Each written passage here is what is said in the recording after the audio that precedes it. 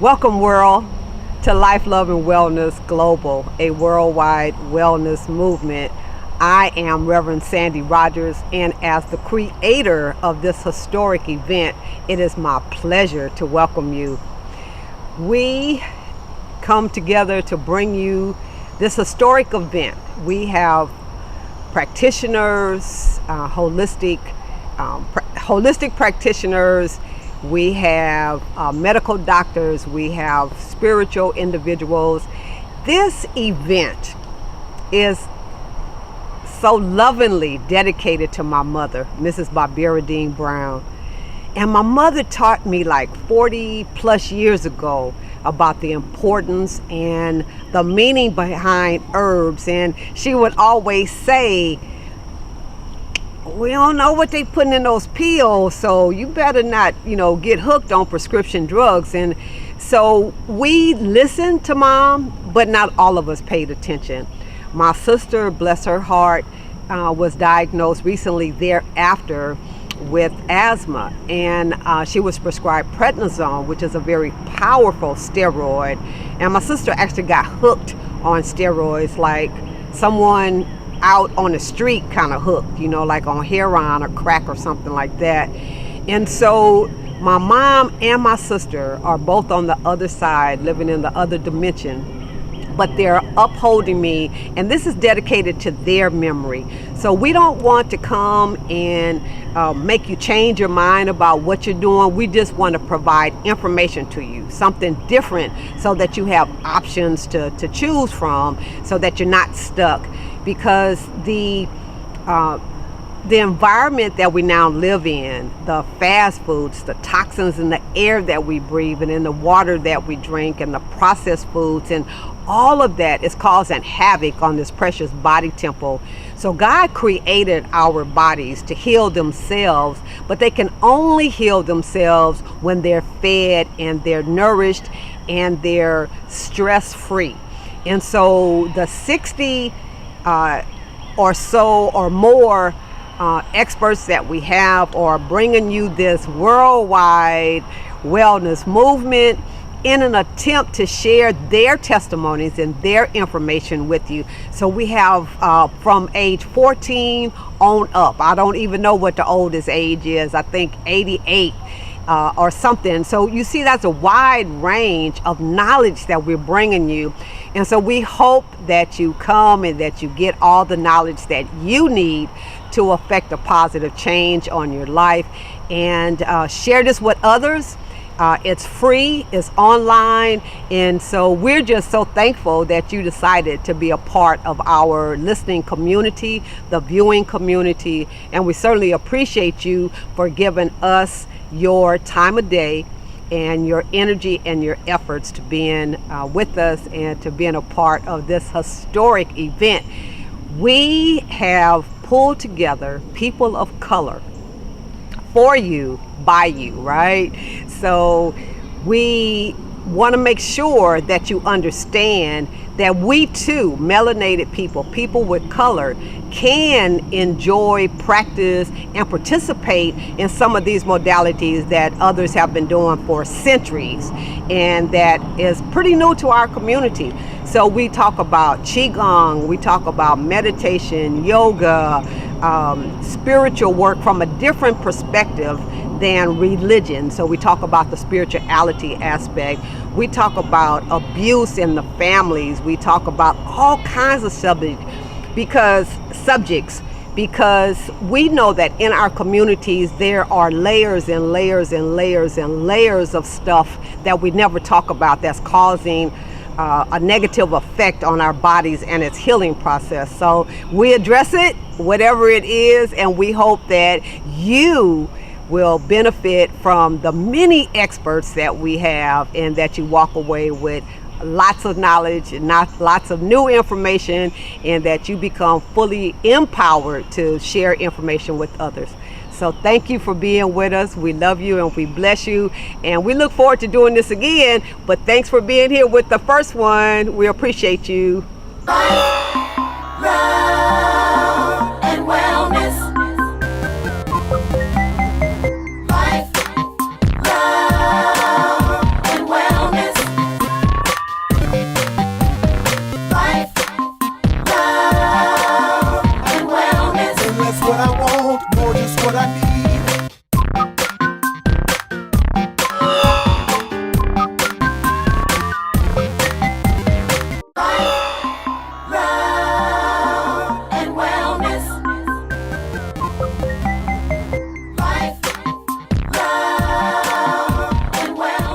Greetings. I'm glad to be here, Sandy. It's always wonderful when you and I connect and do something that will hopefully provide some uplift to the community. I am a singer-songwriter, a book author, public speaker, workshop facilitator, and all of my efforts are focused on uplifting consciousness. So that's what I do. With my brain anyway. I do some other things with my hands. I like building stuff. So I've been a remodeling contractor for 40 years.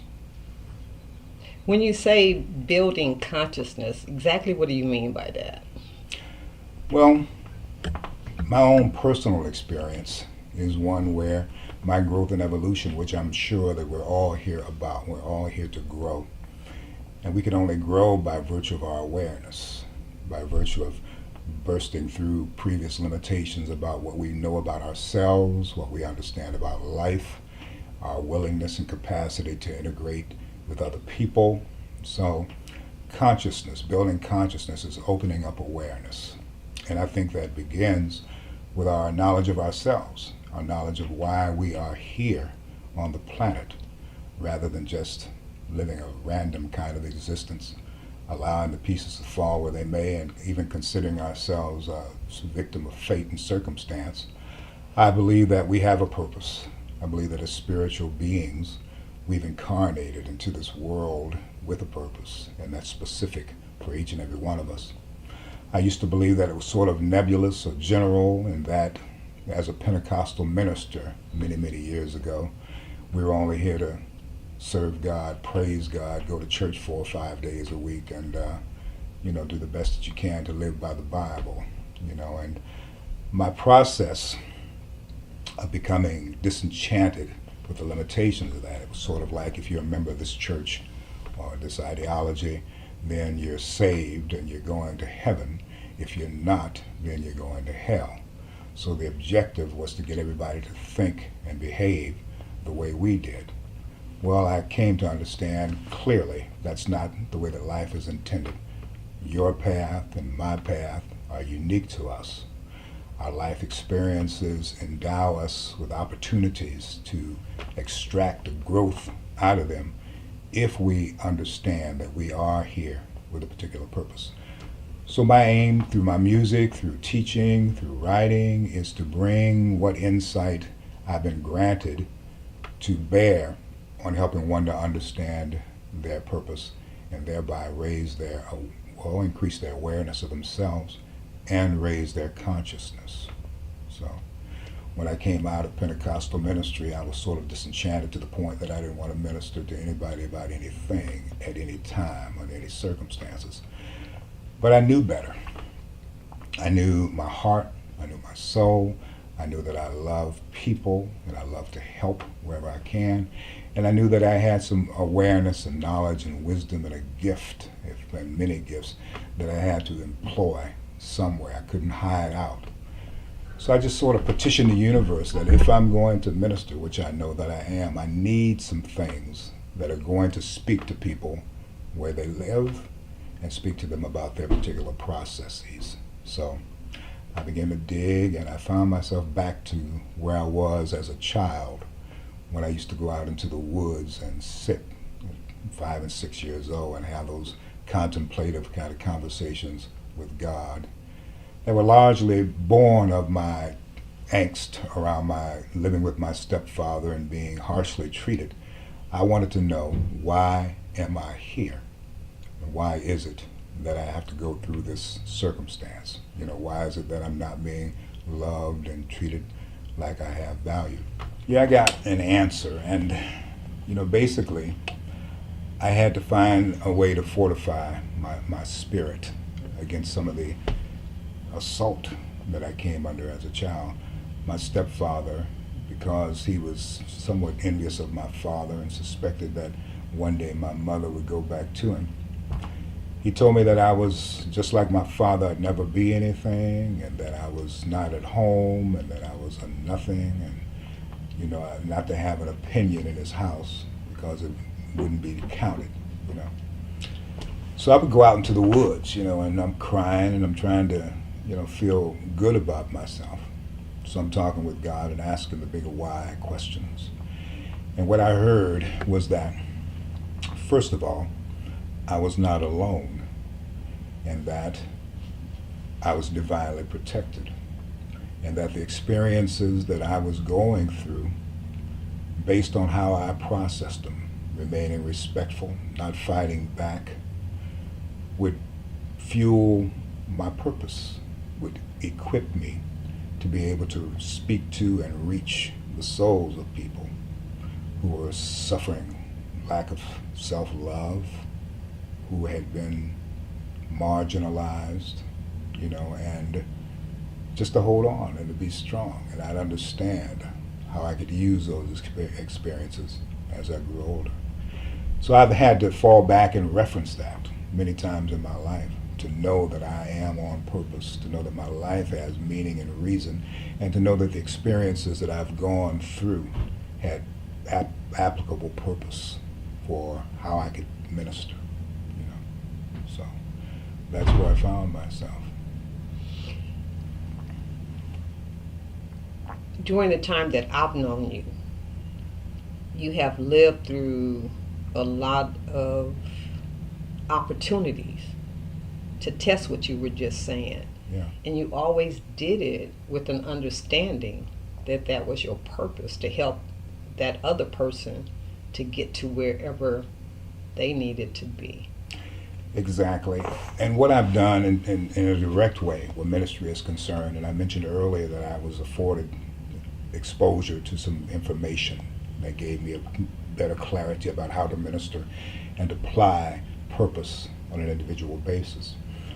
What I found out about my own path, and this was maybe 1990, and it unfolded from there, was that specifically for me, I'm here to teach people how to accept love, teach people how to love and value themselves. So what I came to understand was that not only in my childhood and those dire circumstances, challenging circumstances that I was under, but everything that I've experienced from then on, even if it were the most direct affront to my sense of self, I had the opportunity to choose how I process it, where I put it. And with the reference point that I'm here to teach people how to accept love, that let me know that I've got to love myself first.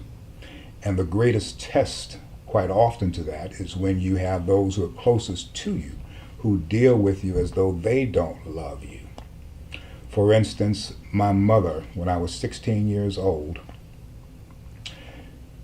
my punishment was that I couldn't go to church. Now that may sound weird, but they knew that that's where they could get me because I was very much involved in the church. I sang in the choir.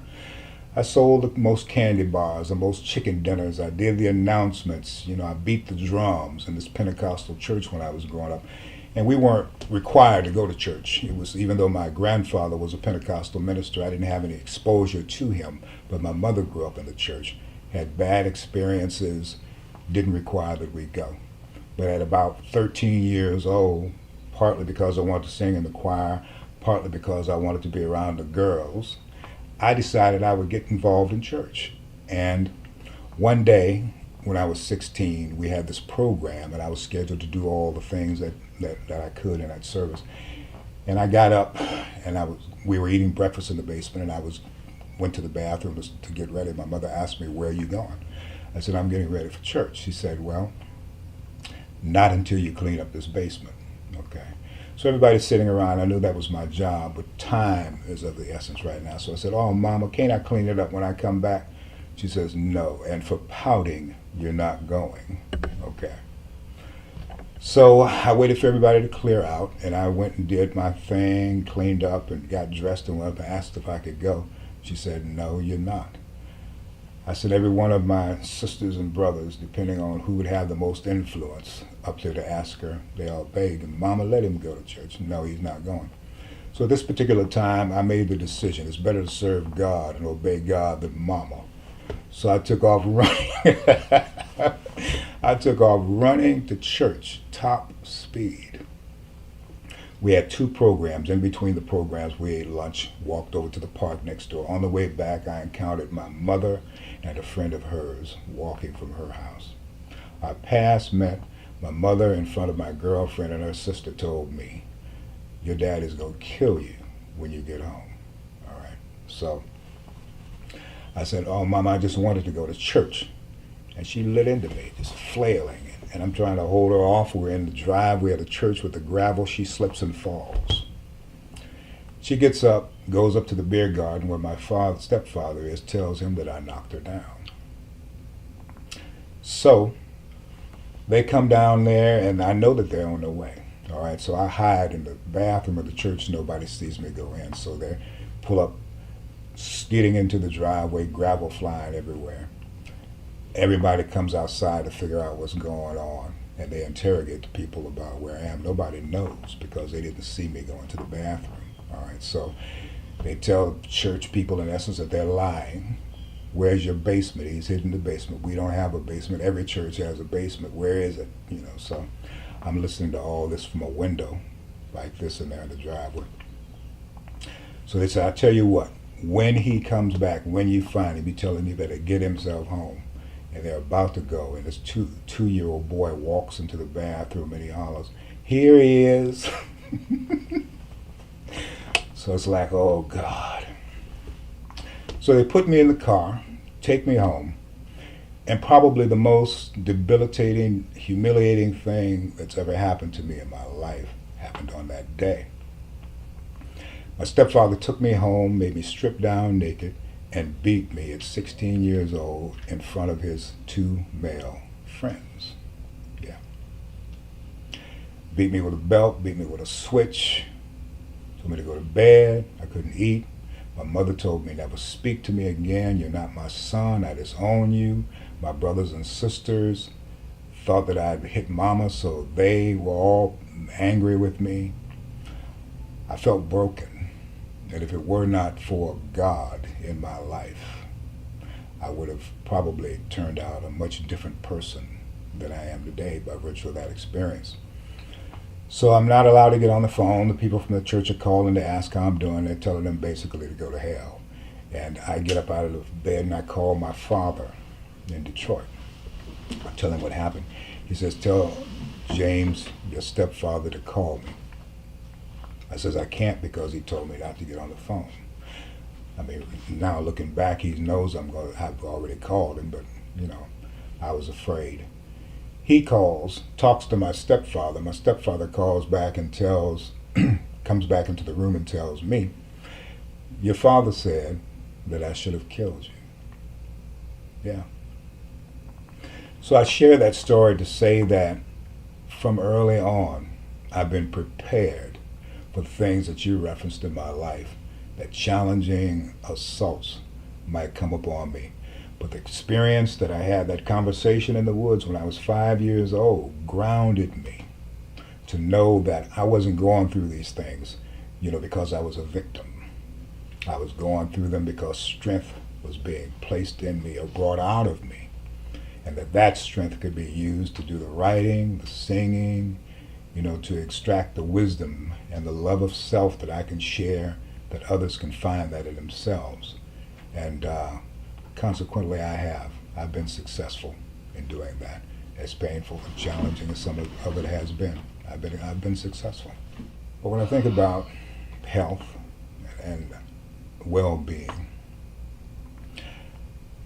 with my Bible background, I can always find a reference, and I think about John 3:2.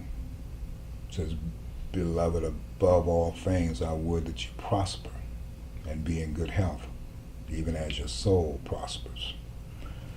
So well-being for me has always been an inside-out job, from the soul to the cells. Okay. So I know that had I processed a lot of these experiences that have come upon me in a way of victimization, if I'd held on to that pain, if I'd not learned how to cry and to release that, if I'd not known within myself that I am valuable, I'd have a whole lot of challenges right now. So it's about how you process whatever it is that you encounter. It's not about the thing. It's about what you make of it. Because once you have that unconditional self-love, Yeah. then you can deal with obstacles. You can deal with them. I mean, because again, another challenging area for me in my life has been in my relationship with my children. You know, one thing that anybody who will ever know me will attest to is that you can't control me. You can't blackmail me. You can't buy me. You can't threaten me. But at the same time, I'm a very reasonable, compassionate, loving, and giving person. But you can't take anything from me because I don't really have anything in this world, you know, that you can get to. Anything you can get to, I don't hold that valuable. But you can't get to my soul. But one of the declarations I made about my family life is that I wanted to be there for my children, and I had a little bit of judgment around my father about not being there for me. The lesson that I've learned is that what you judge, what you put out, you're going to have to face at some point, you know. So my children, when I decided that their mother and I were no longer going to be able to be together because she wanted to remain Pentecostal and mimic the pastor's declaration that unless I came back to church, I'd never be successful, I'd never be anything, a story that I've heard before in my life and that I wasn't going to put up with, I had to part paths with her, you know. And my children have been fed a story about me that's not flattering. Time has availed me an opportunity to mend a lot of that, but I've never offered a counter story. The thing I've chosen to do is to be myself. I don't want my children to have to make a choice between their mother and me. They'll see the way that life flows, what truth is, ultimately, or they will choose to not do so, and then they'll have to confront their judgment, you know.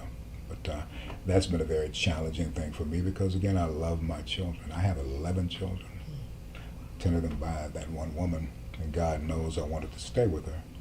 But again, you have to make a determination sometimes about where your highest value is.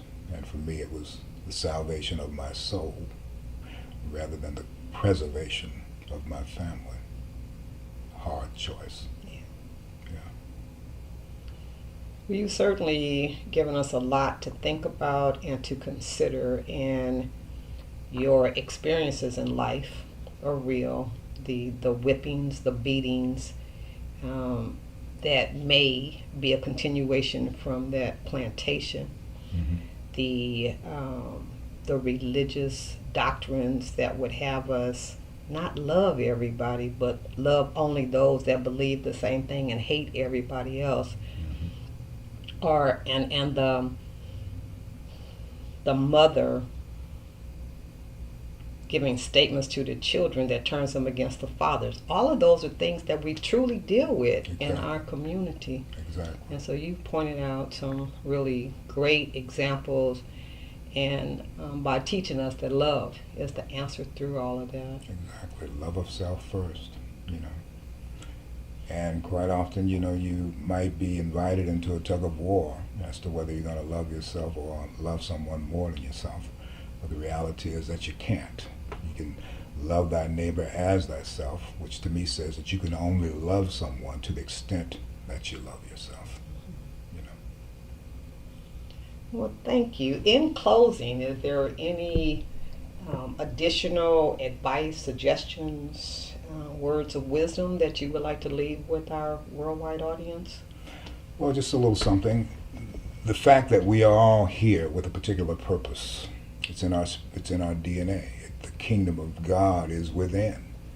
You know, we quest for lifelong to understand what our purpose is. It's not a vocation. It's not what you do. That's a calling. But there's an aspect of humanity that we're all enrolled to grow into and to further on one end, and to model and demonstrate because we've already obtained a level of mastery on another end. It's for us to sit and to know what that is, because every experience that we have in life aims directly to the center and core of what we're here for. It's a matter of understanding it, and by all means to not consider ourselves a victim under any circumstances. Plumb the depths of your experiences to know what seed of benefit the creator of your being is offering you by virtue of your experiences, and learn to process them to your advantage, regardless of what they are, without wearing rose-colored glasses, without being naive, but by being powerful and being purposeful and knowing that you are divinely protected. Thank you, Raja. You're welcome. Glad to be with you.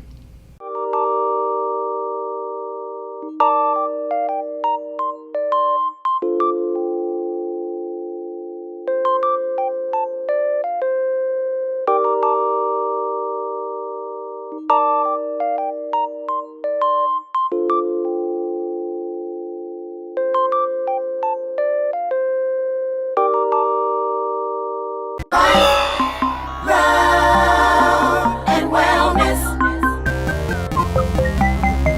Life, love and wellness.